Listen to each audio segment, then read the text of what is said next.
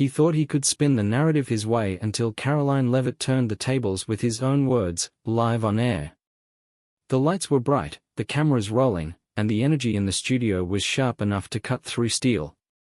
A packed audience, millions watching from their screens, and two figures seated across from each other, both waiting for the other to make the first move.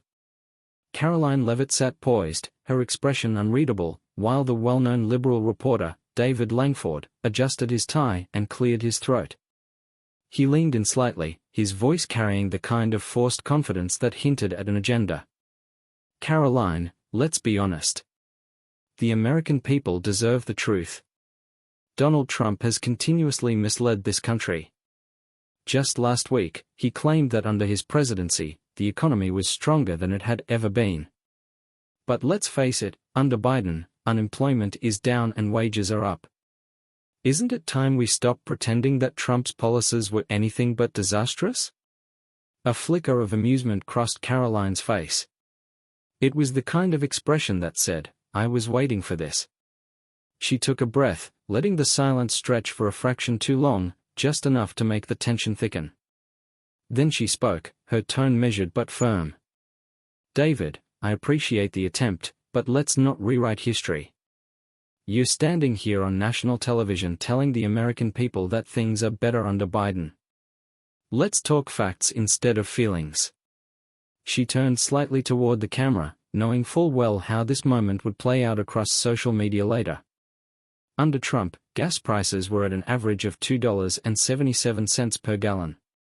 Under Biden, Americans are struggling to pay over $4 in many states. Inflation under Trump? Less than 2%. Under Biden? It skyrocketed to over 9% at its peak. And let's not forget? David quickly cut in, his voice a little sharper now. That's misleading, Karoline. Inflation is a global issue, and let's not pretend Trump had no hand in setting up the economic downturn we saw when Biden took office. Karoline didn't flinch. She simply reached for her notes and lifted a single sheet of paper. This is from the Bureau of Labor Statistics, December 2020, right before Biden took office. Inflation rate? 1.4%. That's not a setup for disaster. That's a stable economy. Now let's look at January 2022 under Biden's leadership, 7.5%. And you want to tell the American people that Trump's policies were the problem? David exhaled through his nose, shifting in his chair. The signs were subtle, but Karoline caught them. He was recalibrating, trying to find another angle. But before he could speak, she continued. And let's address unemployment, since you brought it up. The Biden administration loves to pat itself on the back for the low unemployment rate, but they conveniently leave out the context. Under Trump, before the pandemic, we hit the lowest unemployment rate in 50 years, 3.5%. That was a record. When COVID hit, of course, unemployment spiked. That was a global crisis, not a policy failure. And yet, even then, Trump led the fastest economic recovery in modern history. Biden inherited an economy that was already bouncing back. He didn't fix anything, he just took credit for the rebound that was already happening. David let out a short laugh, shaking his head. Karoline, you twisting the narrative. And let's not forget, Trump is facing multiple legal battles. Do you really think the American people should trust a man with so much controversy surrounding him? Karoline tilted her head, as if she had been waiting for this exact moment. David, I have a question for you. You keep calling Trump untrustworthy, but how do you explain this? She reached under the table and pulled out a small remote. With a single click, a video clip began playing on the studio screen behind them. The color drained from David's face. But this was just the beginning. David Langford's face tensed as the clip played behind them. The audio was crisp, unmistakable. It was his own voice, taken from an interview just months ago. If we're being objective, Trump's economic policies did lead to historic job growth and increased wages. You may not like his style, but you can't argue with the numbers. The irony hit like a freight train. The very reporter who had just painted Trump's presidency as an economic disaster was now confronted with his own words, undeniable proof that he had once admitted the opposite. Karoline let the silence stretch, giving the moment the weight it deserved. She didn't need to say anything just yet. The audience, both in the studio and at home, was already filling in the blanks. David blinked, his mouth opening slightly before he forced out a chuckle. Karoline, you taking that out of context? That was during a different time? She leaned forward. Different time, David? You made that statement just 8 months ago. If facts change that quickly for you, maybe the audience should start questioning what else you conveniently forget when it suits your narrative. David's hands curled slightly on the desk. He was a veteran in the media game, used to controlling the narrative. But this was different. The power had shifted, and Karoline knew it. The real problem, she continued, her tone unwavering, isn't that you got it wrong before. It's that you get on television today and pretend like you never said it. That's the problem with so much of mainstream media. You rewrite history in real time and expect people not to notice. But they do, David. They notice. David shook his head, forcing a tight smile. Look, if we're going to talk about honesty, let's talk about Trump's behavior. He incited chaos, refused to accept election results, and is facing multiple indictments. Are we supposed to just ignore all of that? Karoline exhaled, tilting her head slightly. Let's be clear on something. Trump questioned the results of the 2020 election. So did Hillary Clinton in 2016. So did Stacey Abrams in Georgia. The difference? When Democrats question election results, it's a protecting democracy. When Republicans do it, it's a threat to democracy. The studio audience murmured. David shifted again. And as for the indictments, she continued, we've seen this movie before. Political lawfare is nothing new. But let's pretend for a second that Trump is as guilty as you want people to believe. Are you ready to hold Biden to the same standard? Because I've got a list of alleged corruption scandals involving his family that you conveniently never bring up. David scoffed. Conspiracy theories. Karoline raised a brow. Oh, so now we're doing the anything that makes my side look bad is a conspiracy theory routine? That's cute. But let's be real, David. This isn't about truth. It's about control. The media decides what's worth covering and what's worth burying. You're not informing people. You're managing them. David opened his mouth to respond, but he was out of time. Because Karoline wasn't done yet. David Langford was drowning, and everyone could see it. The confidence he walked in with had been chipped away, piece by piece, until only frustration remained. He knew the cameras were on him, knew every expression, every nervous glance, every misplaced breath would be dissected online within minutes. But Karoline wasn't backing off. She leaned in slightly, her voice calm but unshakable. Let's try something simple, David. Yes or no, did you or did you not say that Trump's economic policies led to historic job growth? David let out a sharp breath. Look, I already explained. Yes or no, Karoline pressed, her eyes locked onto his.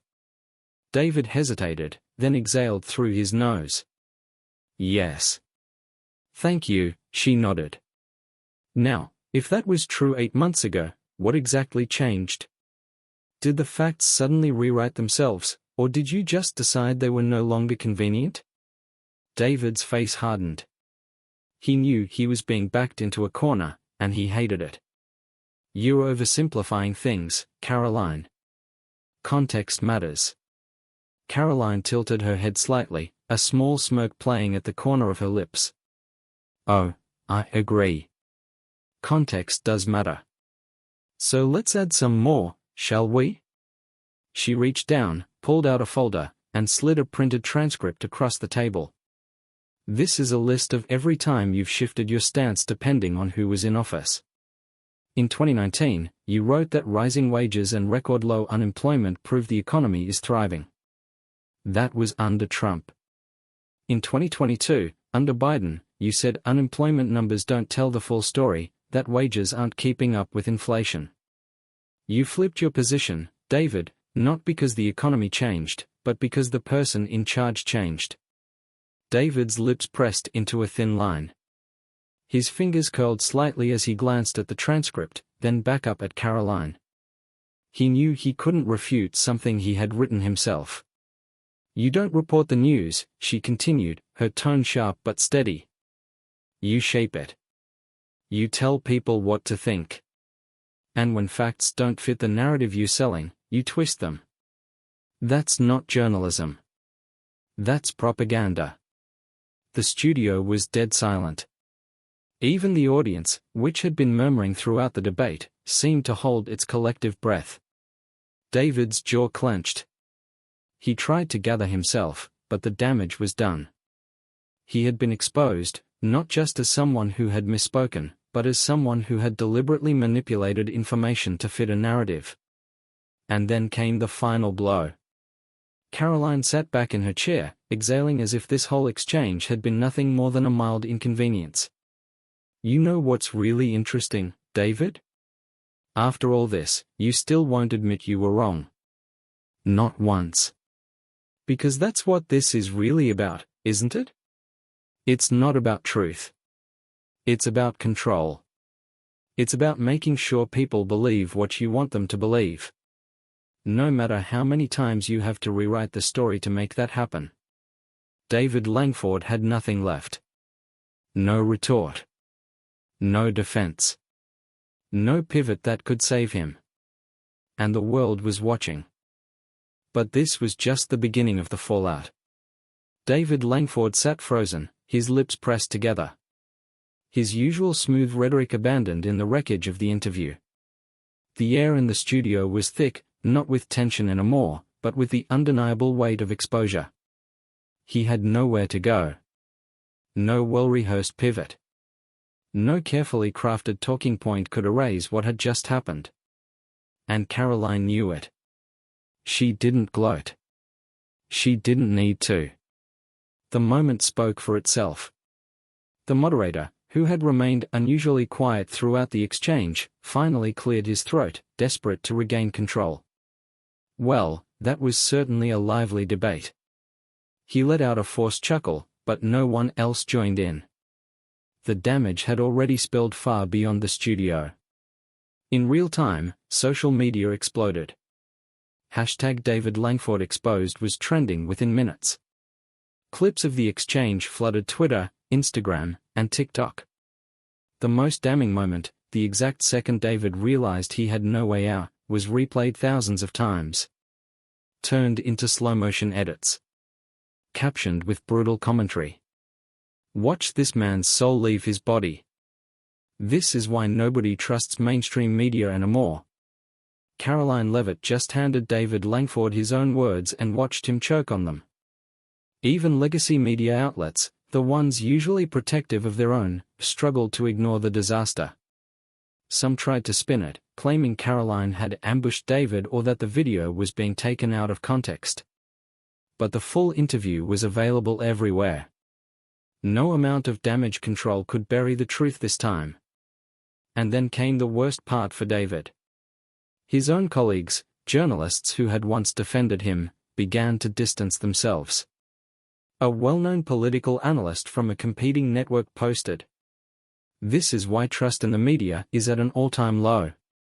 We have to be better than this." Even a former producer from David's own show shared a cryptic tweet.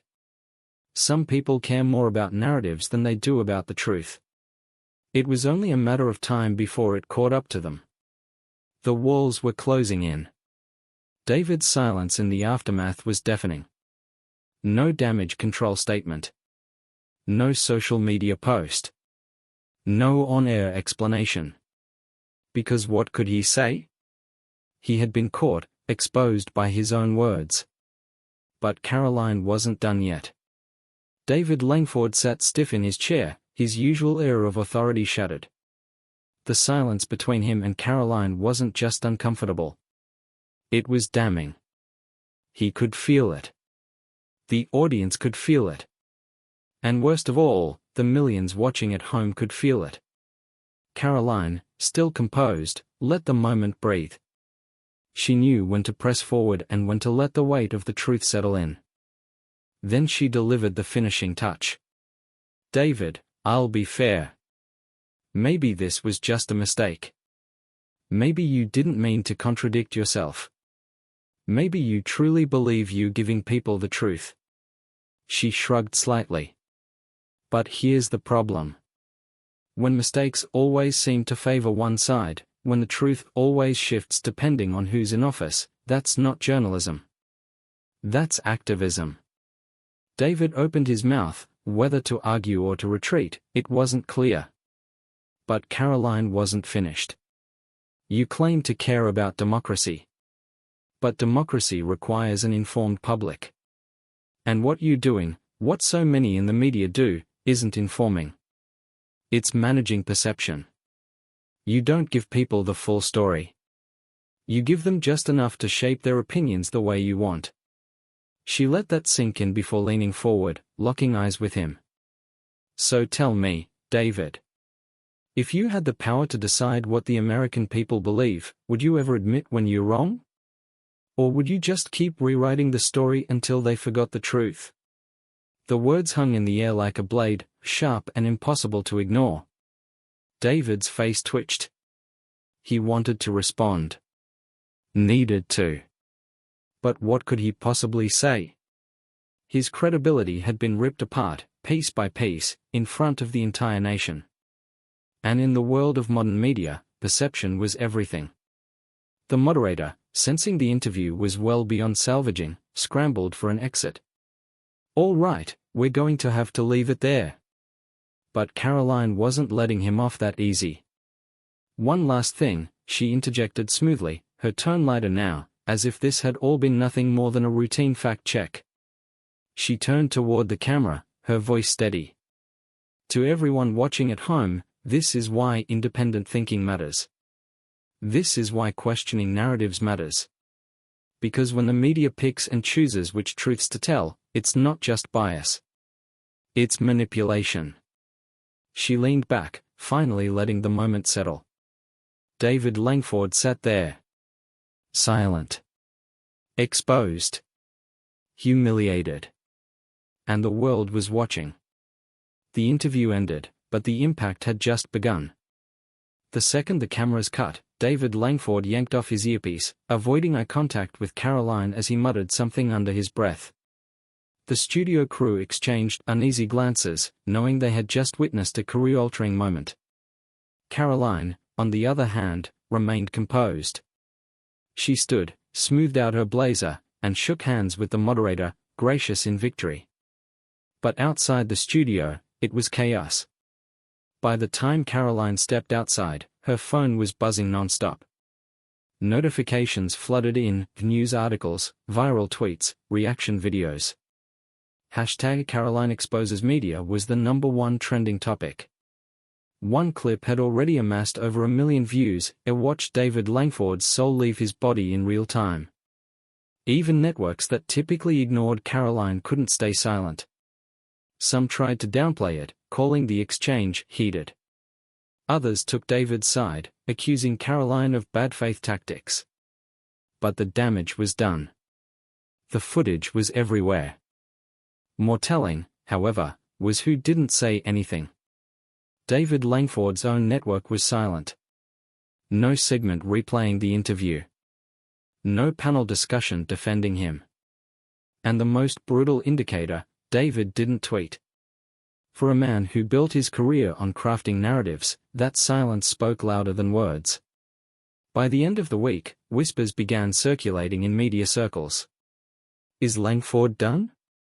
Producers were reconsidering his contract renewal. He might take a temporary leave to let things cool off.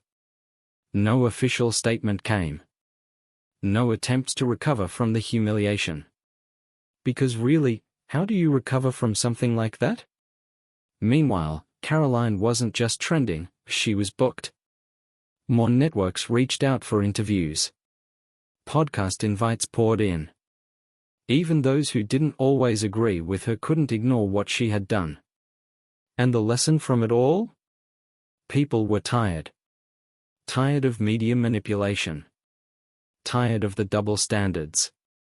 Tired of being told what to think, only for the narrative to change when it was convenient. Karoline hadn't just won a debate. She had exposed a system. As Karoline sat in her car, watching the headlines flood in, she smiled. Not because of some personal victory, but because of what it represented. People weren't just listening. They were questioning. And in a world where narratives are controlled, asking the right questions is the most powerful thing you can do.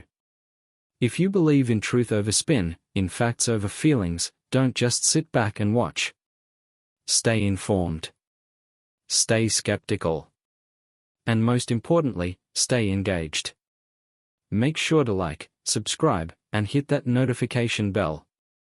Because this is just the beginning.